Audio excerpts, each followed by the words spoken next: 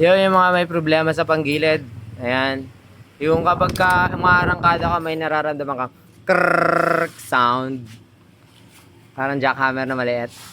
Parang lumalagitik kapag ka umarangkada. So ito po yan ha.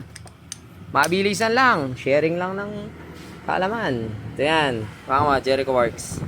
Huwag kang nerdo ha. Ito yan. Pagka may alog. Minsan nangyayari yan kapag ka sobrang tigas ng clutch spring. Napupuwersa siya dito sa kanyang poste.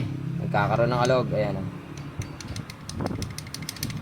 Pag umarangkada ka, umagad-gad siya dun sa bell. Ang bell pa naman ay oblong.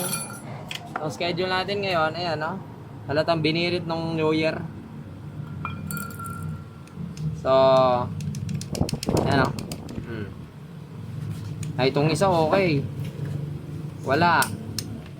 Ito, ang laki, ang lala oh. Halos kumakain na. Gutom siya. Gutom na ako. Pakainin niyo ako ng bagong lining. Alright. Ayan.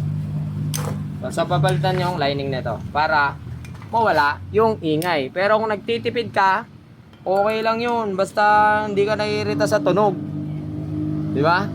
Pwedeng magtipid ang customer. Alright.